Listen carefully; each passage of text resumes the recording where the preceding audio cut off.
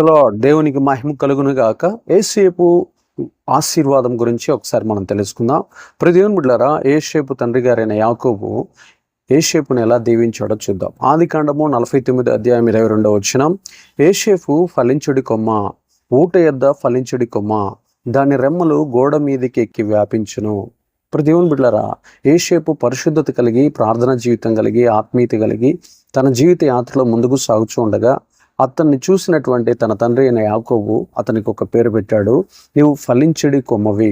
తర్వాత ఊట యొద్ద అంటే దేవుని యొద్ద ఫలించడి కొమ్మవి, దేవుని యొక్క తోడు కలిగినటువంటి ఫలించడి కొమ్మవి, దేవుని యొక్క సన్నిధానంలో ఎదుగుతున్నటువంటి ఫలించడి కొమ్మవి. దాని రెమ్మలు, నీ యొక్క చెట్టు యొక్క రెమ్మలు గోడ మీదకి ఎక్కి వ్యాపించును, అంటే లోకము మీదకి ఎక్కి వ్యాపించును. లోకాన్ని నువ్వు జయిస్తావని యాకోబు గారు యేసేపుని బట్టి దీవించి, మనము కూడా లోకమును జయించాలంటే పరిశుద్ధత, ప్రార్థనా జీవితం, దేవుని తోడు తప్పనిసరిగా ఉండాలి. ఈ లోకం మనకి అనేక రకాలైన అడ్డుబండలను, ఆటంకాలను గోడవలే ఉండి మనల్ని ఎదగకుండా చేస్తూ ఉంటుంది. మన లోపల ఉన్న ప్రార్థనా జీవితం, పరిశుద్ధత, మనం దేవునితో చేసే సహవాసం, దేవుని తోడు మనకు ఉండటం వల్ల మనం లోకం అనే గోడను దాటి అనేక మందికి ఆశీర్వాదకరంగా కనబడి వర్ధిల్లెదము గాక, యేసేపులాగా ఫలించెదము గాక. ఆమేన్.